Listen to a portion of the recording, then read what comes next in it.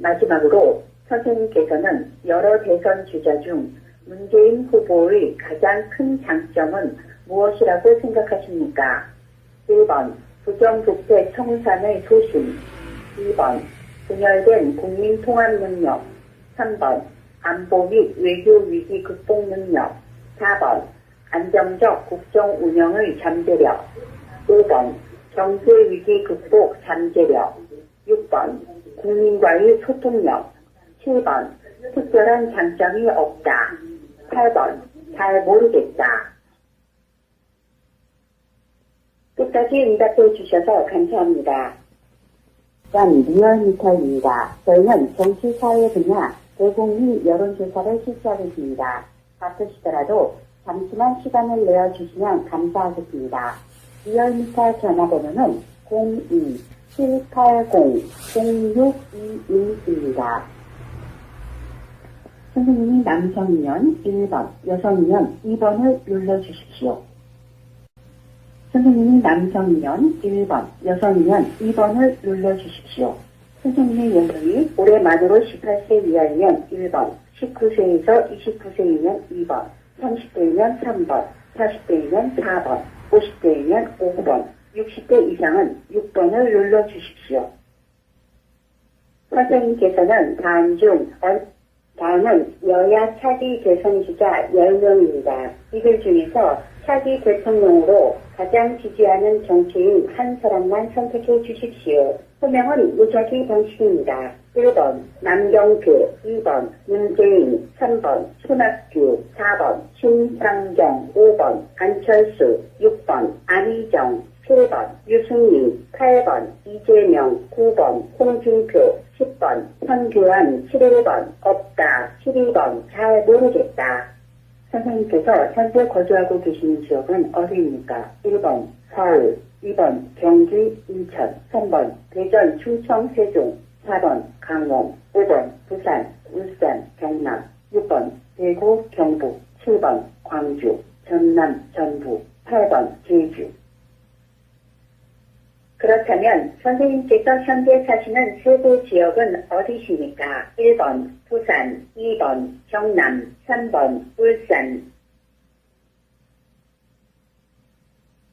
선생님의 직업은 무엇입니까? 1번 사무직, 2번 노동직, 3번 가정주부, 4번 자영업, 5번 학생, 6번 농업, 축산업, 임업, 수산업, 7번 무직, 8번 기타. 선생님께서는 스스로 생각하실 때 어떤 이념적 성향을 가졌다고 생각하십니까? 1번 보수, 2번 중도, 3번 진보, 4번 잘 모르겠다. 선생님께서는 스스로 생각하실 때 어떤 이념적 성향을 가졌다고 생각하십니까? 1번 보수, 2번 중도, 3번 진보, 4번 잘 모르겠다.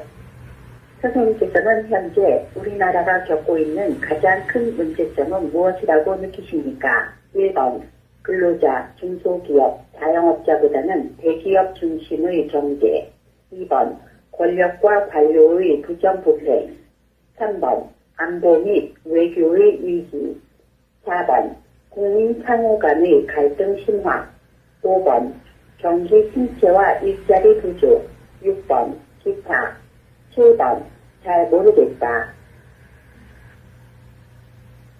선생님께서는 현재 우리나라가 겪고 있는 가장 큰 문제점은 무엇이라고 느끼십니까? 1번 근로자, 중소기업, 자영업자보다는 대기업 중심의 경제, 2번 권력과 관료의 부정부패, 3번 안보 및 외교의 위기, 4번 국민 상호 간의 갈등 심화, 5번 경기 침체와 일자리 부족, 6번 기타, 7번 잘 모르겠다.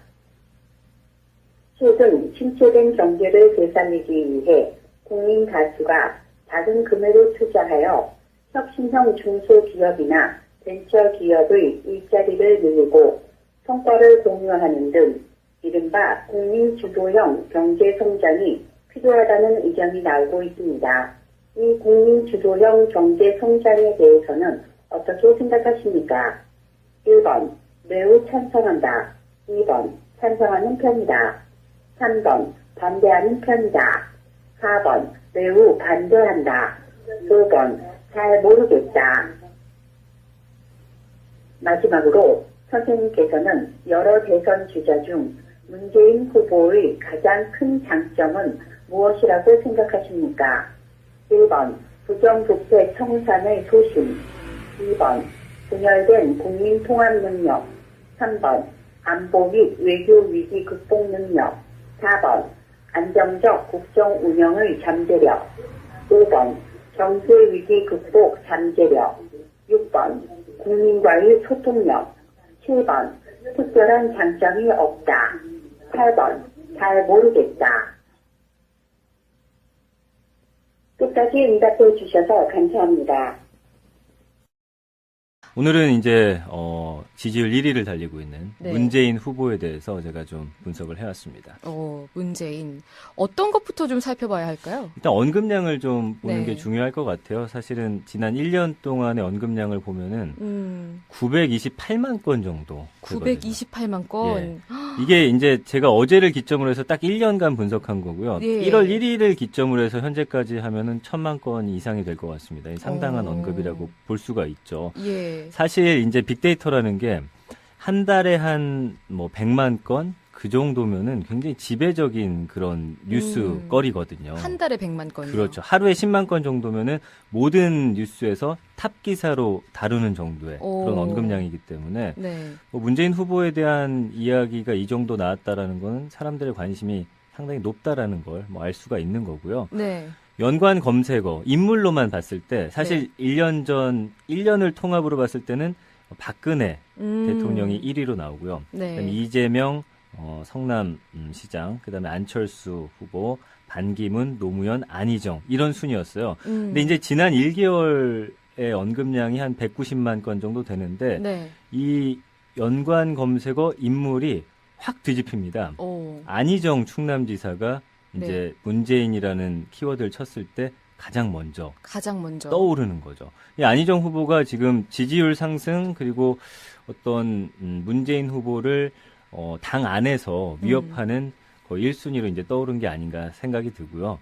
그 이후에 안철수, 이재명, 반기문, 노무현, 박근혜 대통령 순으로 나타나고 있습니다. 그래서 언급량이 상당히 높은 건데 요즘엔 사실 이제 언급량이 어떻게 보면 가장 높았는데 안희정 후보하고 이재명 후보가 조금 더 높게 나타나고 있는 상황이거든요. 그래서 문 후보보다 그 두 후보의 언급량이 더 많다는 건가요? 그렇죠. 그래서 어떤 좀 바람을 일으키고 있는 거는 네. 확실하다고 볼 수 있습니다. 네, 이게 대세라고 하잖아요. 네. 문 후보는 그냥 대세다. 압도적으로 1위를 하고 있어서 그런데 SNS에서 좀 정체되는 게 나올 만큼 나와서인지 아니면은 좀 인기가 사그라들 수도 있는 건지 그게 좀 궁금하거든요. 제가 볼 때 이제 두 가지로 볼 수가 있는데 네. 말씀해 주신 대로 원래 이제 1위 후보에 대해서는 그리고 전 대선에도 나왔기 때문에 사실 검증된 후보다 이런 이야기가 있잖아요. 그래서 거기에 대한 이야기는 사실 꾸준한 건데 조금 줄었다고 볼 수 있어요. 근데 워낙 이제 다른 후보들에 대한 언론의 관심 그리고 사람들의 관심이 커지다 보니까 좀 치고 올라오는 부분이 커서 그런데 평균적으로 놓고 봤을 때는 문재인 후보만큼 어떤 안정적인 흐름을 보이고 있는 후보는 사실 없거든요. 네. 그래서 아마 그렇게 보시면 될 것 같습니다. 연관어에도 그러면은 이 인물 말고 또 네. 다른 카테고리를 짚어보자면 그렇죠. 이제 어떤 그 여론 동향이라는 게 있거든요. 네. 어떤 키워드를 넣었을 때 긍정적인 이미지가 많이 떠오르는지 부정적인 이미지가 떠오르는지 이런 걸 볼 수가 있는데 두 가지를 놓고 봤을 때 문재인 전 대표 같은 경우는 긍정적인 이미지를 먼저 꼽자면은 아까 말씀해 주신 대로 대세라는 단어, 민주주의, 민생 이런 이야기가 나오거든요. 그래서 민주주의를 대표하고 있다라는 반응들이 많이 있고요. 민생에 대해서 고민을 하는 후보다. 이런 이야기. 함께하는 이미지라는 긍정적인 키워드가 주로 높게 나타나고 있습니다. 네. 재밌는 건 소통이란 단어가 긍정적인 이미지에도 있고 부정적인 이미지에도 있거든요. 그래서 일반인들이 봤을 때는 그래도 어떤 국민들의 이야기에 귀를 기울이려고 한다라는 의미에서 아마 긍정적인 소통으로 볼 수 있을 것 같고요. 부정적인 이미지들을 보면은 이건 언론에서 상당히 많이 다룬 것들인데 뭐 패권주의라든지 뭐 종북, 무능, 뭐 원리 원칙, 소통 이런 이야기들이에요. 그래서 사실 여기에 부정적 이미지의 소통이 또 들어가 있다라는 건 네. 함께했던 정치인들이 이건 뭐 TV에서 나왔던 건데 결국에는 등을 돌리게 됐다라는 거죠. 뭐 예를 들면은 안철수 후보라든지 대표적으로 그렇죠. 김종인도 있고요. 뭐 여러 가지 이런 거에 있어서 본인은 사실 원리 원칙을 지키려다 보니까 네. 본의 아니게 그 사람들과 좀 멀어지게 됐다라고 하는데 이게 이제 어떻게 보면 전체적인 흐름이라든지 이미지에 있어서 좀 부정적인 그런 영향을 끼치는 건 사실인 것 같습니다. 그래서 대통령 선거 과정 속에서 사실 승리한 후보들을 보면은 네. 자신이 가장 부족한 부분들을 오히려 긍정적인 이미지로 바꾼다든지 네. 채우면서 바뀌어가는 모습을 통해서 사람들의 마음을 또 움직여 주거든요. 그렇기 때문에 앞으로 남은 시간 동안 뭐 좀 좌편향된 이미지라든지 소통이 좀 부족하다라는 이미지, 너무 고집스럽다, 그리고 노무현 대통령의 그늘에 좀 가려져 있다. 이런 이미지들을 어떻게 극복할 것인지가 문제입니다. 정치인들은 사실 어떤 프레임에 갇히기 마련이거든요. 네. 서로가 또 그걸 공격하기 때문에. 근데 다른 후보들보다는 그 프레임이 좀 견고하게 쌓여져 있다라는 말씀을 좀 드리고 싶네요. 네, 실제로 분석이 이런 빅데이터 분석뿐만 아니라 평소에 뭐 정치평론가라던가 언론의 평가에 따르면 문 전 대표 같은 경우에는 워낙에 강점, 약점이 좀 뚜렷한 후보고 뚜렷하죠. 그리고 그만큼 적도 많고 팬도 많다 뭐 이렇게 말하고 있잖아요. 적과 아군이 뚜렷하다. 네네. 그러면은 지금 약점으로 나온 뭐 부정적인 키워드라고 하나요? 부정 감성어라고 하나요? 그렇죠. 네, 그 경우 이 나온 것들 중에서 조금 그래도 이거는 승화를 할 수 있지 않을까, 긍정적으로 바뀔 만한 게 있지 않을까라고 생각되는 게 좀 보였나요? 뭐 사실 글을 제가 일일이 다 볼 수는 없습니다. 네. 흐름 자체를 파악하는 거기 때문에 그렇지만 소통이라는 게 긍부정에 지금 걸쳐 있거든요. 예. 그래서 이런 부분 지금 사실 뭐 TV에 나와서 본인의 이제 강점이자 약점이 소통, 그러니까 말을 좀 스스로도 인정을 하더라고요. 내가 말을 좀 잘 못한다, 다른 후보에 비해서. 네. 그래서 그런 부분을 조금 어떻게 보면은 사실 좀 순수해 보이기도 하지만 결국 정치라는 게 또 말도 잘해야 되잖아요. 네. 뭐 오바마 대통령이라든지 뭐 전에 대통령들을 보면은 그것도 본인의 어떤 강점으로 좀 승화시키기 위한 노력들이 좀 필요하지 않을까, 그렇게 보여집니다. 네.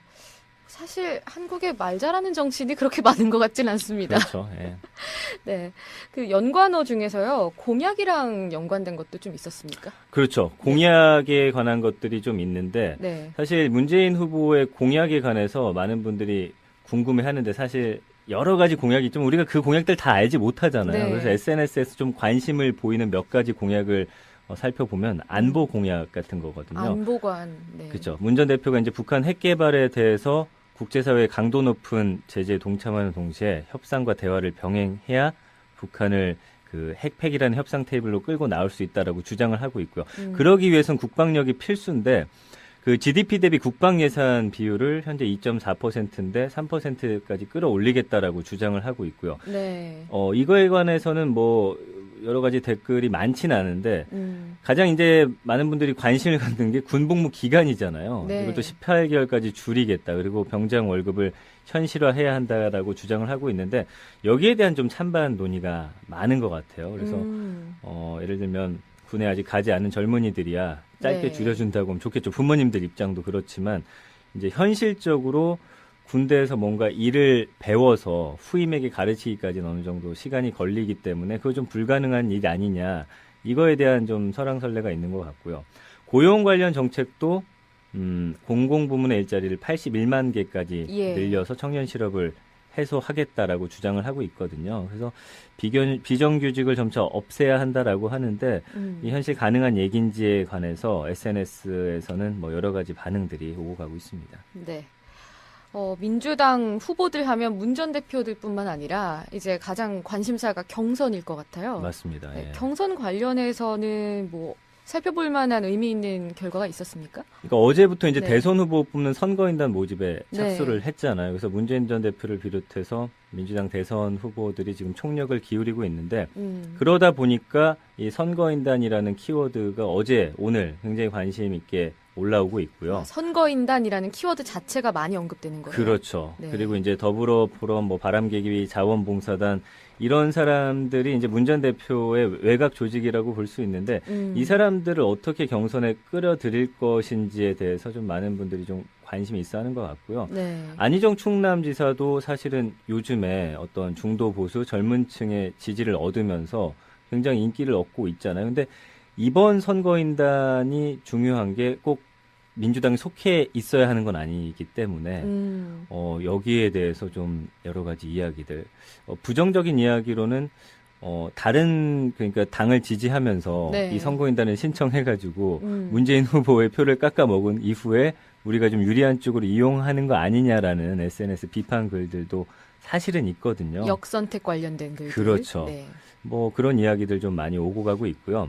이재명 성남시장 같은 경우가 이제 그 손가락 혁명군이라고 해가지고 이 지지자들 모임인데 SNS에 네. 뭐 글 같은 거 많이 올리고 하는 분들이어서 뭐 이런 사람들을 좀 잘 활용해서 오히려 좀 문재인 대표보다는 이 두 사람이 유리한 거 아니냐 뭐 여러 가지 이야기들이 오고 가고 있는데 예. 결과는 지켜봐야겠죠. 예, 저도 이제 이틀밖에 지나지 않았기 때문에 SNS에서 어떤 커다란 흐름을 좀 찾기는 힘들었거든요. 예. 그래서 이 부분에 대해서는 좀 더 시간이 필요할 것으로 보입니다. 네. 그럼 유권자를 좀 경선 참여하겠다 이렇게 네. 밝히신 분들을 대상으로 여론조사를 한 결과는 어땠습니까? 이게 재밌더라고요. 그래서 네. 문재인 후보가 50.9%로 가장 높게 나타났고요. 안희정 후보가 34.6%. 어떻게 보면 크게 앞서고 있습니다. 이재명 시장 같은 경우가 7.5%. 좀 격차가 크긴 한데 초반 판세를 보니까 문재인 안희정 양자 대결로 좁혀지고 있습니다. 그래서 네. 관전 포인트는 뭐냐면은 네. 과연 결선 투표가 이루어질 것이냐. 그래서 1차 투표에서 문 전 대표가 과반을 만약에 넘기지 못하게 될 경우에는 안희정 지사하고 결선 투표를 두 사람이 치르게 될 건데 네. 그렇게 됐을 경우 이제 그런 가정을 하고서 지지 후보를 다시 물어봤더니 문재인 후보가 55.1%, 안희정 후보가 42.6%. 12.5% 차이로 승리하긴 했는데 네. 안희정 후보의 어떤 상승세가 지금 무서운 상황이기 때문에 제가 볼 때는 문재인 후보가 어떤 안정적으로 가기 위해서는 과반의 투표를 통해서 1차에서 끝내는 게 본인을 위해서도 좀 유리하지 않을까 그런 생각이 듭니다. 결선을 가지 않고 네. 1차에서 한 방에. 그렇죠. 저희가 트위터로 여론조사를 하는 코너가 있거든요. 아, 그래요? 네. 그래서 어제 같은 경우에는 민주당 국민 경선 이제 선거인단 모집이 시작이 됐는데 참여하실 분 중에서 어느 후보를 지지하느냐 이걸 물었어요. 어떻게 나왔나요? 궁금하네요. 그런데 네. 일단 문재인 후보가 74%. 오, 예, 예. 참여자부터 말씀을 드리면 5,375표가 나왔거든요. 네네네. 74%가 문재인. 2위는 어떨 것 같습니까? 안희정 후보 아닐까요?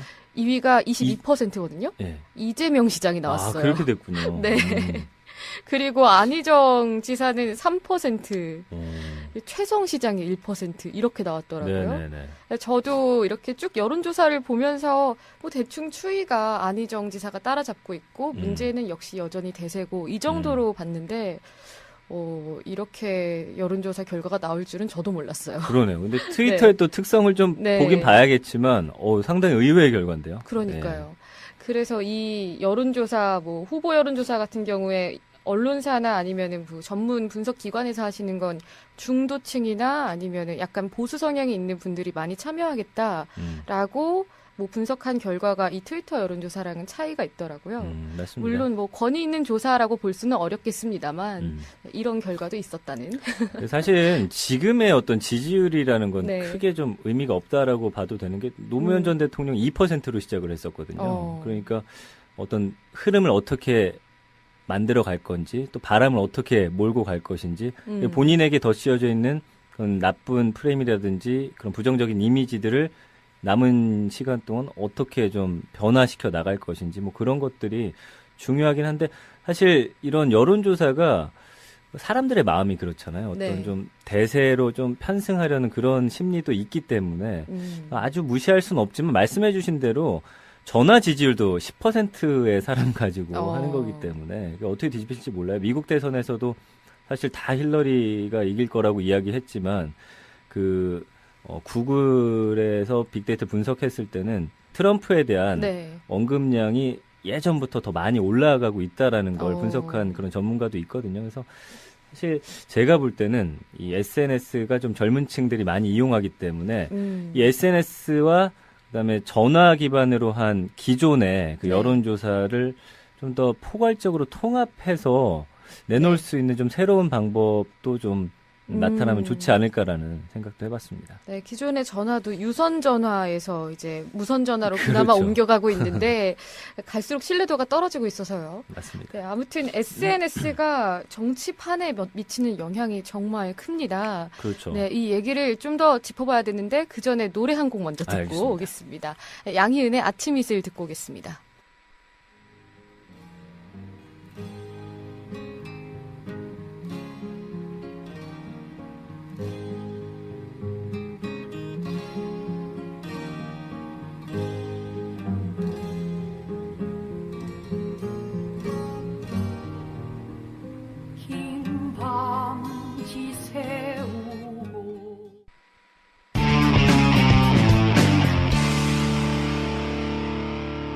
지금 여러분께서는 뉴스K 라이브 9시 노지민입니다와 함께하고 계십니다.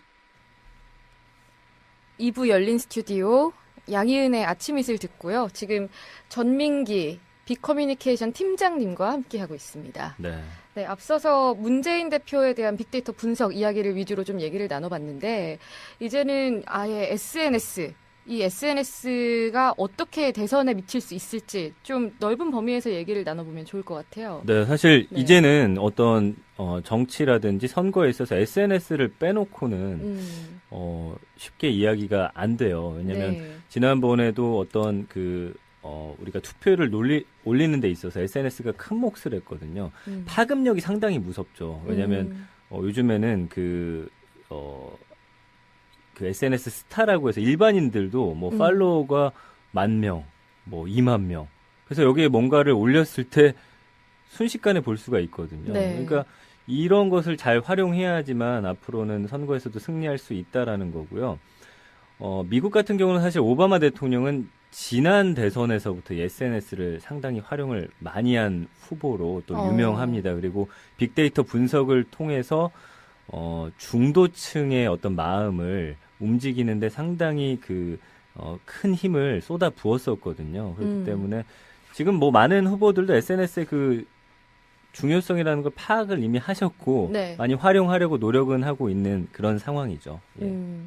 안희정 지사, 최근 들어서 인기가 급상승한 안 지사나 또 이재명 시장 같은 경우에도 SNS를 통해서 상당히 마케팅을 잘하고 있다라는 평가가 많았거든요. 그렇습니다. 네. 이제 대선 후보들이 어떻게 활용하고 있는지를 좀 보면 좀 이야기가 더 될 것 같은데 문재인 대표도 사실은 좀 뒤늦게 뛰어든 편이에요. 그래서 빅데이터 센터인지 뭔지도 이제 만들었었거든요. 그래서 일주일에 한 번 SNS에 2분에서 3분짜리 동영상을 올리면서 많은 사람들과 좀 소통을 하려는 노력을 지금 하고 있고요. 그래서 처음 이제 했던 게 치매 노인에 대한 지원 약속을 하셨었고 그다음에 워킹맘하고 육아, 삶의 질 문제에 대해서 좀 하나씩 짚어나가면서 본인의 공약들 또 하고 싶은 이야기들을 올리고 있는데 저는 이런 부분은 상당히 긍정적으로 보고 있습니다. 우리가 어떤 대통령 선거를 할 때 늘 그 인물에만 집중하는데 공약 같은 것도 우리가 좀 살펴봐야 되거든요. 그래서 이런 올라온 거를 한번 보면서 이 후보가 나중에 만약에 대통령이 됐을 때 또 어떻게 지켜나가는지를 또 지켜보는 것도 우리의 역할이거든요. 그렇기 때문에 굉장히 재밌게 좀 보시면 좋을 것 같고요. 이재명 성남시장은 아까 말씀드린 대로 최대 지지 모임이 7,000명이 넘는 네티즌 부대예요. 손가락 혁명군인데 이 사람들이 정책에 대해서 실시간으로 의견도 올리고 뭐 이 시장도 틈나는 대로 접속해서 직접 답변을 하고 있거든요. 그러니까 뭐 이 사람들뿐만 아니라 직접 가셔서 궁금한 거 있으면 한번 물어도 보고 어떤 대답하는지도 좀 이야기를 들어보는 게 좋을 것 같습니다. 좀 저는 그래요. 이게 어떤 후보를 지지한다고 해서 다른 후보에 대해서 막 비방이나 욕설보다는 이 사람은 또 어떤 이야기를 하는지 함께 좀 들어보고 경청할 필요가 있다라는 생각을 하고 있는 사람이거든요. 그래서 SNS를 통해서 예전은 우리가 문재인 대표 길 가다가 만날 확률도 상당히 적고 그럼요. 거기다 대화까지 한다는 거는 거의 네. 살면서 있을 수 없는 일인데 아예 저와 다른 세상 사람 같은 느낌이었으니까. 그럼요. 네. 이제는 궁금한 게 있으면 물론 질문이 채택이 안 될 확률이 높긴 하지만 그래도 직접 소통을 할 수 있다는 게 장점이기 때문에 한번 이용해 보시면 좋을 것 같고요. 안철수 전 대표 같은 경우는 지금 4차 산업혁명을 어떤 공약의 좀 핵심 키워드로 잡은 것 같아요. 네. 그러다 보니까 국제 전자제품 박람회 CES 현장을 누비면서 셀프 카메라 찍어서 올리기도 하고 뭐 이런 부분들에 대해서 많이 움직이고 있죠. 네. 그리고 안희정 충남지사는 대선 출마 선언을 사실 온오프라인에서 동시로 진행을 했었어요. 그래서 네. 단상 위에다 컴퓨터 놓고서 증문즉답 5시간 내내 SNS 접촉한 4천여 명하고 질문을 받고 네. 화상 연결을 했거든요. 저는 이 부분을 좀 잘 들여다봐야 한다고 생각을 해요. 증문즉답 형태요? 예, 4천 명하고 5시간 동안 소통을 한 거예요. 그러면서 여기서 이제 이야기했던 것들이 많이 언론에 회자되기도 하면서 사실 안희정 지사가 잘 하고 있는 게 어떤 합리적인 그런 발언들 많이 네. 하고 있거든요. 그래서 그런 것들이 좀 사람들의 마음을 움직인 게 아닌가라는 생각이 들고요. 네. 바른정당의 남경필 경기도지사도 대권 도전 선언한 다음에 어디서 뭐 하고 있는지 이건 약간 예전 스타일이긴 한데 사진 찍어서 올리고 지금 뭐 하고 있습니다. 이런 정도로 올리고 있어요. 그래서 SNS를 아마 대선 후보들은 좀 더 적극적으로 네. 그냥 내가 뭘 하고 있다. 일방적인 거 말고 서로 소통할 수 있는 그런 방향으로 좀 많이 활용하시면 훨씬 좋을 것 같습니다. 네. 안 지사 같은 경우에 그 증문즉답 캠프 사람들은 사실 그렇게 좋아하지 않았다고 하더라고요. 그래요. 그리고 원래는 사회자를 세우려고 해서 거의 섭외 단계까지 됐는지 직전까지 갔는지 모르겠는데 네네. 본인이 그냥 다 직접 하겠다며 그런 유의 행사를 많이 하는지라 주변에 뭐 보조하는 사람들이 쉽지는 않을 것 같아요. 어디로 튈지 모르기 때문에. 근데 이제 그게 이제 또 장단점이 있죠. 말이 많아지면 실수를 할 수 있기 때문에 네. 아마 철저히 그런 것들에 대해서는 연습 많이 하고 돌발적인 발언이라든지 뭐 실수하지 않도록 하는 게 가장 네. 중요할 것으로 보입니다. 네, 말이 길어질수록 앞뒤가 달라지고 어제 한 얘기 오늘 달라질 수 있기 때문에 그게 사실은 소통에 있어서 가장 좀 함정이라고 볼 수 있는 부분이에요. 네. 미국 대선에서 오바마가 활용을 잘했다라고 하셨잖아요. 네네. 어떻게 보면은 우리나라 정치인들보다는 좀 더 빨리 활발하게 활용을 한 건데 그럼 미국 대선 주자들 같은 경우에는 어떤 식으로 활용을 했습니까? 미국에서는 말씀드린 대로 예전부터 이 SNS가 정치인들의 소통 도구로서 굉장히 많이 이용이 되고 있고요. 특히 민주당하고 공화당 대선 예비 후보들에게는 자신의 장점을 최대한 부각시킬 수 있는 어떻게 보면 중요한 전략적 수단이기도 해요. 네. 그래서 조금 이따 더 심도 있게 이야기를 나누겠지만 SNS를 전략적으로 활용하는 게 이게 상당히 재밌거든요. 그래서 이 이야기를 조금 해보려고 합니다. 네. 전략적인 활용. 네. 뭐 원칙 같은 게 있어요? 매뉴얼이나? 그런기보다는 네. 본인들이 어떤 필요한 부분에 있어서 접근을 하는 건데 예를 들면 이런 거예요. 이제 힐러리 후보 같은 경우는 스냅챗이라는 그 네. 앱을 활용을 했어요. 스냅챗이 뭐냐면 사실 우리나라에서 많이 안 쓰이고 있는데 예. 미국 젊은이들 사이에서는 지금 가장 인기 있는 SNS거든요. 채팅 어플인가요? 그렇죠. 이게 어떤 거냐면 SNS가 좋으면서 나쁜 게 어떤 계속 역사가 남는다라는 거죠. 기록이. 말실수하고. 지금도 아까 말씀해드린 그 장용준 학생, 네, 장재원 의원의 아들. 그것도 결국은 SNS에 남아있는 글들 때문에 이런 문제가 생긴 거거든요. 네. 그래서 스냅챗은 뭐냐면 보내는 사람이 시간을 설정해요. 그래서 제가 예를 들어서 만약에 우리 노 앵커님한테 어떤 글을 보낸다. 네. 그리고서 5초 있다가 확인 5초 있다가 이게 삭제되게 만들어 버리는 거예요. 그러면은 네. 보고 난 이후에 5초가 지나면 자동적으로 증발하면서 그 글이 어디에도 남지 않고 사라지는 거거든요. 네. 그러다 보니까 지금 굉장히 많이들 이용하고 있는데 미국에서는 13세에서 34세 이용자 중에 60%가 이 스냅챗을 사용할 정도로 많이 상용화되어 있는 거군요. 그 그렇죠. 어플이. 네. 그래서 힐러리가 이거를 전략적으로 이용한 이유는 민주당 후보이긴 했지만 굉장히 어떤 보수적인 느낌, 네. 뭐 소통이 안 되는 느낌, 꽉 막혀 있는 느낌, 기존의 정치인이기 때문에 네. 그런 이미지가 많이 더 씌워져 있었어요. 그래서 스냅챗을 통해서 젊은이들과 소통을 많이 하려는 노력을 해서 이거를 가장 이제 주요 SNS 기반으로 네. 삼았었고요. 이게 또 강점이 뭐냐면 메시지가 곧 사라지잖아요. 네. 우리가 카톡 같은 거 보면은 가끔씩 그냥 읽지 않고 그냥 넘기는 경우가 있어요. 확인한 것처럼 보이지만. 근데 이거는 5초 있다 사라지기 때문에 좀 더 집중해서 본다라는 거죠. 네. 그래서 젊은이들에게 이걸 통해서 공약이라든지 보냈을 때 이게 곧 있으면 사라지는 거기 때문에 빨리 집중해서 빨리 봐야겠다. 봐야겠구나. 이런 효과를 노렸다라는 거죠. 이제 도널드 트럼프 같은 경우는 트위터를 많이 이용했는데 네. 트위터는 이 빠른 전파력이 네. 이 무기거든요. 그러니까 트럼프는 어떻습니까? 막 이런저런 센 발언들을 네. 하잖아요. 이게 빨리 전파돼서 언론이라든지 사람들에게 빨리 알려져야 되는 게 목표예요. 그럼 언급량이 좀 많았다고 했잖아요, 트럼프가. 네네. 이런 SNS 전략이 언급량을 좀 더 활성화시키는 데에도 도움이 된 거네요? 그렇죠. 물론 네. 뭐 욕을 하는 사람들도 많았지만 이슈가 됐어요. 늘 보면은 힐러리하고 트럼프하고 어떤 경선에 있어서 둘이 서로에 대해서 그 토론회를 지나고 나서도 결국에는 그 안에 있는 여러 가지 내용은 다 삭제되고 트럼프가 했던 센 발언 그런 거 하나만 늘 남았었잖아요. 네. 그래서 아마 그런 걸 본인이 알고 이 사람 상당히 똑똑한 사람이에요. 남들은 저렇게 왜 저런 무식한 말을 하냐라고 하지만 본인이 나아갈 방향을 정확히 알고 또 SNS, 트위터를 통해서 네. 그걸 가장 잘 활용한 후보 아닌가 싶습니다. SNS 전략이라는 게 후보별로 좀 특성을 보여주는 것도 있는 것 같아요. 그럼요. 어떤 사람인지, 네. 이 전략을 왜 사용하는지를 보면 파악이 될 것 같은데, 맞습니다.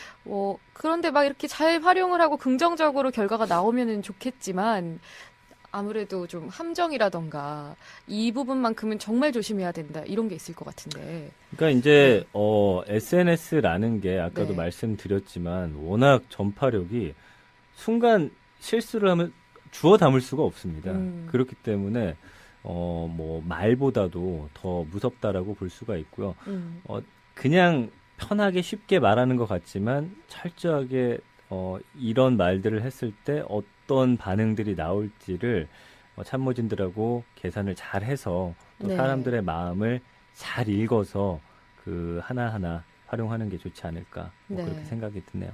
결국 정통 미디어나 신흥 매체나 다 말조심, 입조심 이렇게 기결이 되네요.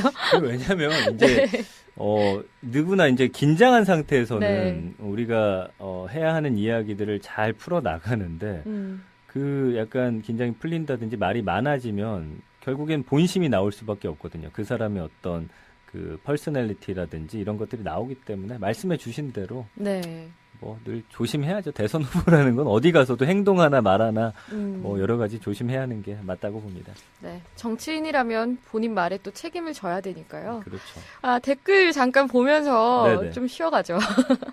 이번에 더불어민주당 경선이 작은 대선일 거다, 미니 대선일 거다, 이런 의견을 주시는 분이 오늘도 있는데 그 전에도 계속 얘기가 나왔던 것 같아요. 예전에 안철수 대표가 이번 대선은 문재인 대 안철수다라고 했잖아요. 근데 문 대 안은 맞아요. 어쨌든 결과적으로 현재 추이가. 그런데 이제 안철수가 아니라 안희정이 돼버린 게 그렇죠. 네, 현재로서는 좀 현실적인 네, 평가인 것 같고 안철수 대표는 그 4차 산업혁명 얘기를 계속 하시지만 제가 그 연설문도 하셨잖아요. 국회에서 교섭단체 대표 연설도 네네. 계속 읽어봐도 무슨 말인지 어렵죠. 모르겠어요. 맞아요.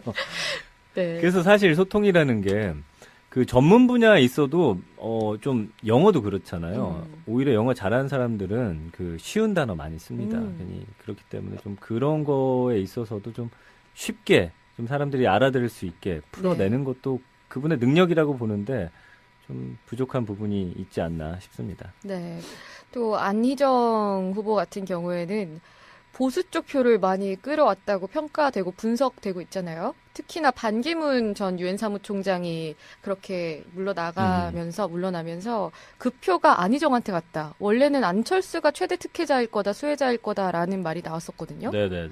그런데 그 점 때문에 오히려 안희정한테 갈 표가 문재인한테는 가는데 한계가 있을 거다라는 의견들도 있더라고요. 어느 정도 일리는 있을 거라고 그러니까 봅니다. 말씀해 주신 대로 이제 문재인 대표가 늘 보면 지금 20% 후반에서 30% 중반까지 지지율이 나오고 있는데 이건 굉장히 확고해요. 네. 변하지 않을 것 같아요. 근데 결국에는 대통령이 당선되려면은 40% 이상 찍어줘야 되기 때문에 네. 그게 이제 좀 문제로 보이고 안희정 대표 같은 경우는 후보 같은 경우는 그 안보 분야에 있어서 뭐 국방 문제 같은 거 결국에는 전에 여권에서 계속 가져오던 방향을 좀 이어가겠다라는 말을 통해서 좀 중도 보수층의 표를 좀 많이 얻어간 것 같은데 네. 뭐 이건 집안 문제긴 한데 저희 아버지도 어떻게 보면 굉장히 보수적인 분인데 지금 안희정 후보에게 관심을 네. 상당히 많이 갖고 있더라고요. 그래서 이번에 누구를 찍을 거냐라고 물어봤더니 안희정 후보를 굉장히 주의 깊게 보고 있다. 네. 어르신들 지금 60대이기 때문에 결국에는 문 대표가 5060의 마음을 얻어야 하는데 그게 좀 문제인 것 같습니다. 저는 네. 뭐 정치 기자는 아니지만 저도 그냥 한 국민으로서 이야기 드리는 그런데 계속 거고요. 뭐 여론 살펴보고 분석하는 게 업이시잖아요. 그렇긴 합니다. 웬만한 정치부 기자보다는 더 현실적인 그렇지는 분석을 못해요. 그렇지는 하셔야죠. 네. 저도 노력은 해보겠는데. 하셔야죠. 네.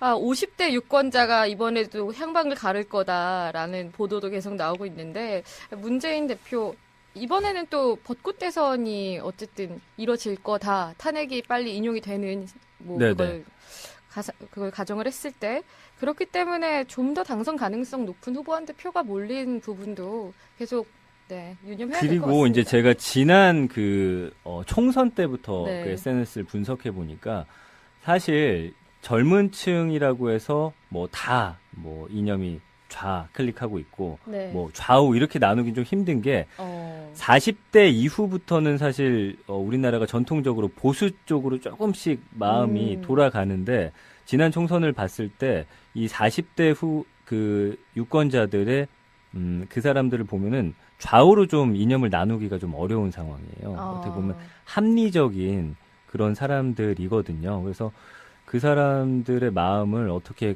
끌어모으느냐가 네. 중요할 것 같고 저는 좀 긍정적으로 보는 게 좌우로 나누어지는 것보다는 네. 진짜 어떤 후보가 우리나라를 위해서 정말 잘 이끌어 나갈 건지 공약이라든지 그 사람의 됨됨이 그 사람이 살아온 모습 앞으로 나아갈 방향 이런 것들을 좀 더 중점적으로 바라보고 또 우리가 심판해야 되는 게 아닌가 그런 생각을 해봤습니다. 네. 팟빵 게시판을 잠깐 봤는데요. 네. 정프로입니다라는 분이 네. 제 뒷담화 하지 마세요. 지금 듣고 계신가 보네요. 그래서 10시 15분경에 달린 거거든요. 네. 배용준 닮은 전민기 팀장님 그리고 김은주님께서는 정 팀장님이 정영진 씨보다 말씀을 편안히 잘하심요. 고맙습니다. 네, 다음 주에 정영진 씨보다 먼저 나와서 앉으시길이라고 하지만 본인이 안 오실 거라고 저는 생각합니다. 아니 제가 이제 정 대표님이 쭉 하시고 네. 가끔 이제 너무나 힘든 일이 생기거나 그럴 때는 이제 제가 대타로 가끔 올 수 있지 않을까 생각을 해봅니다. 네. 지금 계속 얘기를 하다 보니까 좀 배가 고파지네요. 네, 오늘 두 번째 주제로 얘기하신 게 정해 오신 게 좀 먹을 것 관련 이야기일 수도 있는데 뭐 짧게 좀 얘기를 나눠보죠. 요즘에 사실 이제 빅데이터라는 게 언급량이 많은 것도 중요한데 그 적더라도 사람들이 얼마나 관심을 갖고 있느냐. 예를 들면 언급량이 많은 걸로 따지면 뭐 방탄소년단 이길 수가 없어요. 그렇게 팬이 많아요? 그럼요. 엑소 이길 수 없고 그렇기 때문에 빅데이터라는 게 다들 방대한 양만을 생각을 하시는데 네. 양이 적더라도 그 안에 많은 사람들의 마음을 움직이는 어떤 요소가 담겨 있다든지 어떤 시대 흐름에 맞는 거라면 그것도 이제 우리가 빅데이터라고 볼 수가 있는 거거든요. 네. 그런 의미로 봤을 때 요즘에 이제 뜨고 있는 게 모디슈머라는 겁니다. 모디슈머. 네. 들어보셨나요? 모디슈머? 네, 들어는 봤죠. 요즘에 워낙 많이 나오는데 그쵸. 모디슈머 뭐 이렇게 두 단어가 합쳐진 거죠. 모디파이라는 영어 단어거든요. 이제 수정하다, 바꾸다. 그다음에 컨슈머, 소비자가 합쳐진 건데 요즘에는 이제 대표적으로 그 어떤 레시피를 섞는 거를 이제 모디슈머라고 많이 부르는데 모디슈머는 여러 방면에 있을 수가 있어요. 그래서 예를 들어서 뭐 화장품 사용하시겠지만 뭐 립스틱 색깔도 빨간색이랑 뭐를 뭐 섞어서 쓰는 분들도 있고 그다음에 뭐 아이라인 그릴 때도 두 가지 섞는 분들도 있고 향수도 여러 개를 2개 정도 섞거나 뭐 물 같은 걸 넣어가지고 그 향을 좀 변화시키는 그런 분들도 있어요. 그래서 이런 사람들은 이제 우리가 모디슈머라고 부르고 있는데 요즘 케이블 TV에서 지금 없어지긴 했는데 편의점 음식 가지고서 새로운 음식을 창조해내는 프로그램이 있었거든요. 네. 그래서 그걸 통해서 많은 청소년들 그리고 젊은이들이 자신만의 조리법으로 새로운 음식을 탄생시켜서 SNS에 올리는 게 요즘 약간 좀 인기가 올라가고 있거든요. 네. 네. 뭐 대표적인 메뉴 몇 가지만 얘기를 해주시겠어요? 이제 인기가 있었던 게 예전에 이제 그 짜파구리라고 해가지고 네. 짜장라면이랑 너구리 섞는 게 있었고요. 이제 요즘에 떴던 게 이제 마크 정식이라는 건데. 마크 정식. 이제 갓세븐의 멤버 중에 마크라는 친구가 있어요. 아, 그 친구 이름을 딴 건가요? 그 분이라고 해야죠. 죄송합니다. 네. 이게 친구일 수 있을 것 같은데 나이 한참 어릴걸요, 마크가. 저보다요, 어리겠죠. 근데 이게 어떻게 만들어졌냐면 어떤 한 사람이 네. 이게 어떻게 만드는 거냐면요. 그 편의점에 가면은 떡볶이 컵라면이 있어요. 그거랑 스파게티 컵라면이 있는데 네. 이거 2개 섞어가지고 그 위에다가 소세지 썰어 넣고 치즈 올려가지고 또 1분 20초 돌리면 상상은 안 되는데 맛있대요, 이게. 이게 올렸더니 사람들이 해먹어보고 아, 굉장히 맛있다라는 글들이 올라가서 네. 과연 그럼 이건 이름을 뭘로 줘야 할 것이냐 했을 때 알고 봤더니 이 사람이 갓세븐의 마크 팬이었던 거예요. 팬이어서. 그래서 본인이 좋아하는 오빠의 인지도를 올려주기 위해서 마크 정식이라고 붙이면 사람들이 마크가 누군지 찾아볼 거 아니에요. 네. 근데 그게 성공을 했어요. 그래서 이제 마크에 대한 인지도도 많이 올라갔고 네. 이렇게 됐고 참 질문은 사실 어떤 음식이냐 물어본 건데 제가 얘기가 좀 세기는 네. 했어요. 그래서 마크 정식 근데 이게 TV에도 나오고 유명하긴 하더라고요. 네. 그 다음에 이제 불닭볶음면하고 치즈를 섞어서 워낙 맵다 보니까 근데 이게 실제 그 제품으로 출시가 됐어요. 사람들이 이렇게 먹으면 맛있다라고 했더니 네. 그 다음에 라면에다가 참치를 넣어 먹는 것도 이것도 또 출시가 됐고요. 그러다 보니까 이 업체들도 요즘에는 이 SNS에 올라오고 사람들이 맛있다라고 하는 걸 네. 오히려 역으로 본인들이 해먹어보고 또 이걸 새로운 제품으로 출시할 수 있는지를 고민하는 지금 그런 세상이 됐습니다. 네. 마지막으로 네. 그러면 이 모드슈머 열풍은 왜 일고 있는 건가요? 그러니까 최근 일반인의 어떤 콘텐츠 생성 능력이 네. 요즘 1인 방송도 있고 팟캐스트도 있고 본인들이 하고 싶은 걸 어떻게든 해낼 수 있는 그런 환경이 마련되다 보니까 이게 음식에도 이제 반영이 된 것 같아요. 그래서 나만의 음식 또 누군가에게 내놓을 수 있는 그런 음식들을 만들면서 그런 콘텐츠가 계속해서 생성이 되는 것 같고요. 또 그거를 본인만 먹는 게 아니라 SNS를 활용할 수가 있잖아요. 네. 거기 이렇게 한번 먹어봐라 올리면서 이런 이제 바람이 불고 있는 건데 네.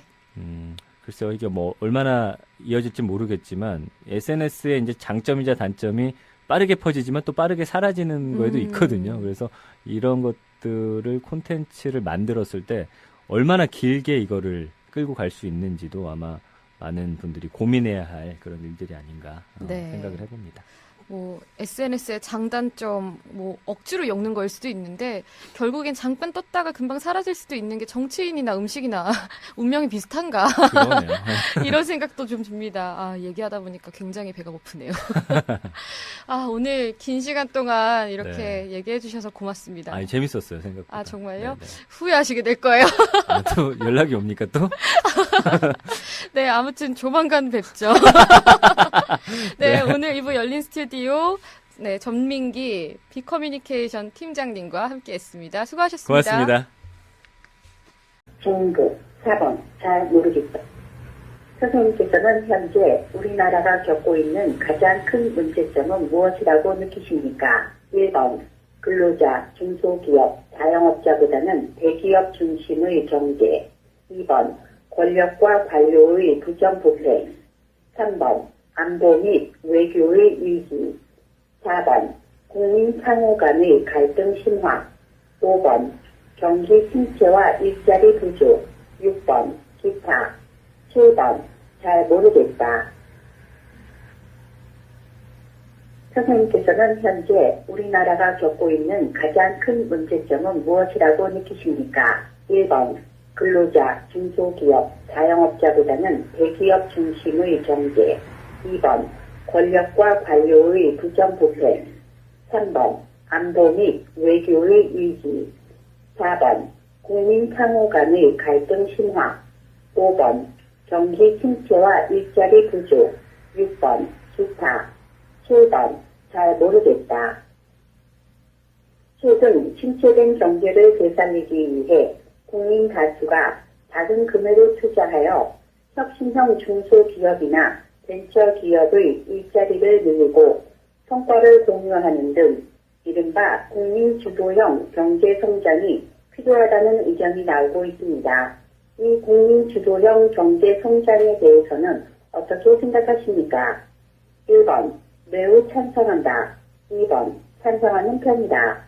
3번 반대하는 편이다. 4번 매우 반대한다.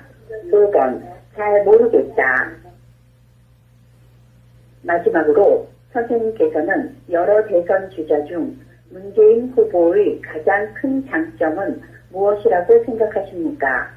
1번 부정부패 청산의 소신, 2번 분열된 국민 통합 능력, 3번 안보 및 외교 위기 극복 능력, 4번 안정적 국정 운영의 잠재력, 5번 경제 위기 극복 잠재력, 6번 국민과의 소통력, 7번 특별한 장점이 없다, 8번 잘 모르겠다.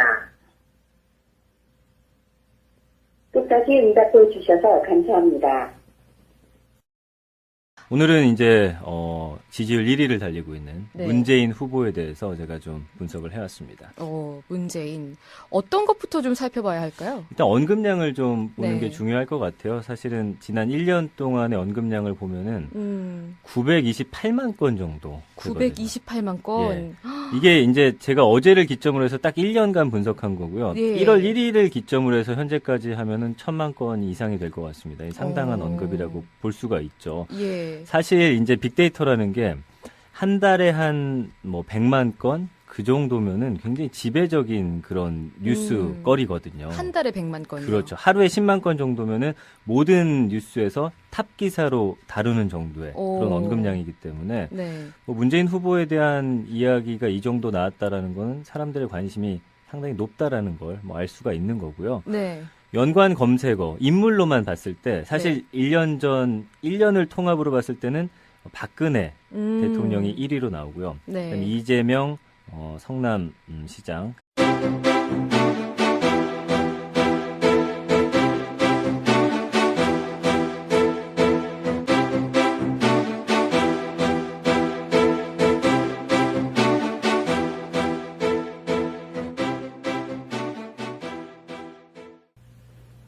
마지막으로 선생님께서는 여러 대선 주자 중 문재인 후보의 가장 큰 장점은 무엇이라고 생각하십니까? 1번 부정부패 청산의 소신, 2번 분열된 국민 통합 능력, 3번 안보 및 외교 위기 극복 능력, 4번 안정적 국정 운영의 잠재력, 5번 경제 위기 극복 잠재력, 6번 국민과의 소통력, 7번 특별한 장점이 없다, 8번 잘 모르겠다. 끝까지 응답해 주셔서 감사합니다. 전 리얼미터입니다. 저희는 정치, 사회 분야 대국민 여론조사를 실시하고 있습니다. 바쁘시더라도 잠시만 시간을 내어주시면 감사하겠습니다. 리얼미터 전화번호는 02-780-0622입니다. 선생님이 남성이면 1번, 여성이면 2번을 눌러주십시오. 선생님이 남성이면 1번, 여성이면 2번을 눌러주십시오. 선생님의 연령이 올해 만으로 18세 이하이면 1번, 19세에서 29세이면 2번, 30대이면 3번, 40대이면 4번, 50대이면 5번, 60대 이상은 6번을 눌러주십시오. 선생님께서는 다음은 여야 차기 대선 주자 10명입니다. 이들 중에서 차기 대통령으로 가장 지지하는 정치인 한 사람만 선택해 주십시오. 호명은 무작위 방식입니다. 1번 남경필, 2번 문재인, 3번 손학규, 4번 신상경, 5번 안철수, 6번 안희정, 7번 유승민, 8번 이재명, 9번 홍준표, 10번 현교안, 11번 없다, 12번 잘 모르겠다. 선생님께서 현재 거주하고 계시는 지역은 어디입니까? 1번 서울, 2번 경기, 인천, 3번 대전, 충청, 세종, 4번 강원, 5번 부산, 울산, 경남, 6번 대구, 경북, 7번 광주, 전남, 전북, 8번 제주. 그렇다면 선생님께서 현재 사시는 세부 지역은 어디십니까? 1번 부산, 2번 경남, 3번 울산. 선생님의 직업은 무엇입니까? 1번 사무직, 2번 노동직, 3번 가정주부, 4번 자영업, 5번 학생, 6번 농업, 축산업, 임업, 수산업, 7번 무직, 8번 기타. 선생님께서는 스스로 생각하실 때 어떤 이념적 성향을 가졌다고 생각하십니까? 1번 보수, 2번 중도, 3번 진보, 4번 잘 모르겠다. 선생님께서는 스스로 생각하실 때 어떤 이념적 성향을 가졌다고 생각하십니까? 1번 보수, 2번 중도, 3번. 그다음에 안철수 후보, 반기문, 노무현, 안희정 이런 순이었어요. 근데 이제 지난 1개월의 언급량이 한 190만 건 정도 되는데 네. 이 연관 검색어 인물이 확 뒤집힙니다. 안희정 충남지사가 이제 네. 문재인이라는 키워드를 쳤을 때 가장 먼저 떠오르는 거죠. 이 안희정 후보가 지금 지지율 상승 그리고 어떤 문재인 후보를 당 안에서 위협하는 거의 1순위로 이제 떠오른 게 아닌가 생각이 들고요. 그 이후에 안철수, 이재명, 반기문, 노무현, 박근혜 대통령 순으로 나타나고 있습니다. 그래서 네. 언급량이 뭐 상당히 높은 건데 요즘엔 사실 이제 언급량이 어떻게 보면 가장 높았는데 안희정 후보하고 이재명 후보가 조금 더 높게 나타나고 있는 상황이거든요. 그래서 문 후보보다 그 두 후보의 언급량이 더 많다는 건가요? 그렇죠. 그래서 어떤 좀 바람을 일으키고 있는 거는 네. 확실하다고 볼 수 있습니다. 네, 이게 대세라고 하잖아요. 네. 문 후보는 그냥 대세다. 압도적으로 1위를 하고 있어서 그런데 SNS에서 좀 정체되는 게 뭐 나올 만큼 나와서인지 아니면은 좀 인기가 사그라들 수도 있는 건지 그게 좀 궁금하거든요. 제가 볼 때 이제 두 가지로 볼 수가 있는데 네. 말씀해 주신 대로 원래 이제 1위 후보에 대해서는 그리고 전 대선에도 나왔기 때문에 사실 뭐 검증된 후보다 이런 이야기가 있잖아요. 그래서 거기에 대한 이야기는 사실 꾸준한 건데 조금 줄었다고 볼 수 있어요. 근데 워낙 이제 다른 후보들에 대한 언론의 관심 그리고 사람들의 관심이 커지다 보니까 네. 좀 치고 올라오는 부분이 커서 그런데 평균적으로 놓고 봤을 때는 문재인 후보만큼 어떤 안정적인 흐름을 보이고 있는 후보는 사실 없거든요. 네. 그래서 아마 그렇게 보시면 될 것 같습니다. 연관어에도 그러면은 이 인물 말고 또 네. 다른 뭐 카테고리를 짚어보자면 그렇죠. 이제 어떤 그 여론 동향이라는 게 있거든요. 네. 어떤 키워드를 넣었을 때 긍정적인 이미지가 많이 떠오르는지 부정적인 이미지가 떠오르는지 이런 걸 볼 수가 있는데 두 가지를 놓고 봤을 때 문재인 전 대표 같은 경우는 긍정적인 이미지를 먼저 꼽자면은 예. 아까 말씀해 주신 대로 뭐 대세라는 단어, 민주주의, 민생 뭐 이런 이야기가 나오거든요. 그래서 예. 민주주의를 대표하고 있다라는 반응들이 많이 있고요. 민생에 대해서 고민을 하는 후보다. 뭐 이런 이야기. 함께하는 이미지라는 긍정적인 키워드가 주로 높게 나타나고 있습니다. 네. 재밌는 건 소통이란 단어가 긍정적인 이미지에도 있고 부정적인 이미지에도 있거든요. 그래서 일반인들이 봤을 때는 그래도 어떤 국민들의 이야기에 귀를 기울이려고 한다라는 의미에서 아마 긍정적인 소통으로 볼 수 있을 것 같고요. 부정적인 이미지들을 보면은 뭐 이건 언론에서 상당히 많이 다룬 것들인데 뭐 패권주의라든지 뭐 종북, 무능, 뭐 원리 원칙, 소통 이런 이야기들이에요. 그래서 사실 여기에 부정적 이미지의 소통이 또 들어가 있다라는 건 네. 함께했던 정치인들이 이건 뭐 TV에서 나왔던 건데 결국에는 등을 돌리게 됐다라는 거죠. 뭐 예를 들면은 안철수 후보라든지 대표적으로 그렇죠. 김종인도 있고요. 뭐 여러 가지 이런 거에 있어서 본인은 사실 원리 원칙을 지키려다 보니까 네. 본의 아니게 그 사람들과 좀 멀어지게 됐다라고 하는데 이게 이제 어떻게 보면 전체적인 흐름이라든지 이미지에 있어서 좀 부정적인 그런 영향을 끼치는 건 사실인 것 같습니다. 그래서 대통령 선거 과정 속에서 사실 승리한 후보들을 보면은 네. 자신이 가장 부족한 부분들을 오히려 긍정적인 이미지로 바꾼다든지 네. 채우면서 바뀌어가는 모습을 통해서 사람들의 마음을 또 움직여 주거든요. 그렇기 때문에 앞으로 남은 시간 동안 뭐 좀 좌편향된 이미지라든지 소통이 좀 부족하다라는 이미지, 너무 고집스럽다, 그리고 노무현 대통령의 그늘에 좀 가려져 있다. 이런 이미지들을 어떻게 극복할 것인지가 문제입니다. 정치인들은 사실 어떤 프레임에 갇히기 마련이거든요. 네. 서로가 또 그걸 공격하기 때문에. 근데 다른 후보들보다는 그 프레임이 좀 견고하게 쌓여져 있다라는 말씀을 좀 드리고 싶네요. 네, 실제로 분석이 이런 빅데이터 분석뿐만 아니라 평소에 뭐 정치평론가라던가 언론의 평가에 따르면 문 전 대표 같은 경우에는 워낙에 강점, 약점이 좀 뚜렷한 후보고 뚜렷하죠. 그리고 그만큼 적도 많고 팬도 많다 뭐 이렇게 말하고 있잖아요. 적과 아군이 뚜렷하다. 네네.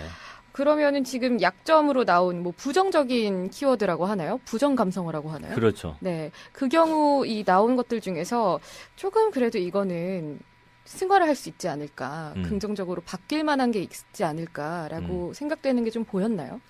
뭐 사실 글을 제가 일일이 다 볼 수는 없습니다. 네. 흐름 자체를 파악하는 거기 때문에 그렇지만 소통이라는 게 긍부정에 지금 걸쳐 있거든요. 예. 그래서 이런 부분 지금 사실 뭐 TV에 나와서 본인의 이제 강점이자 약점이 소통, 그러니까 말을 좀 스스로도 인정을 하더라고요. 내가 말을 좀 잘 못한다, 다른 후보에 비해서. 네. 그래서 그런 부분을 조금 어떻게 보면은 사실 좀 순수해 보이기도 하지만 결국 정치라는 게 또 말도 잘해야 되잖아요. 네.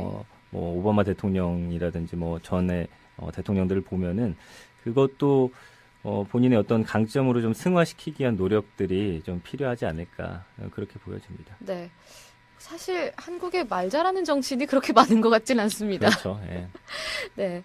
그 연관어 중에서요, 공약이랑 연관된 것도 좀 있었습니까? 그렇죠. 공약에 관한 것들이 좀 있는데 네. 사실 문재인 후보의 공약에 관해서 많은 분들이 궁금해하는데 사실 여러 가지 공약이 좀 우리가 그 공약들 다 알지 못하잖아요. 네. 그래서 SNS에서 좀 관심을 보이는 몇 가지 공약을 살펴보면 안보 공약 같은 거거든요. 안보관. 네. 그렇죠. 문 전 대표가 이제 북한 핵 개발에 대해서 국제사회의 강도 높은 제재에 동참하는 동시에 협상과 대화를 병행해야 북한을 그 핵폐기라는 협상 테이블로 끌고 나올 수 있다라고 주장을 하고 있고요. 그러기 위해선 국방력이 필수인데 그 GDP 대비 국방 예산 비율을 현재 2.4%인데 3%까지 끌어올리겠다라고 주장을 하고 있고요. 네. 이거에 관해서는 뭐 여러 가지 댓글이 많지는 않은데 가장 이제 많은 분들이 관심을 갖는 게 군복무 기간이잖아요. 네. 이것도 18개월까지 줄이겠다. 그리고 병장 월급을 현실화해야 한다라고 주장을 하고 있는데 여기에 대한 좀 찬반 논의가 많은 것 같아요. 그래서 예를 들면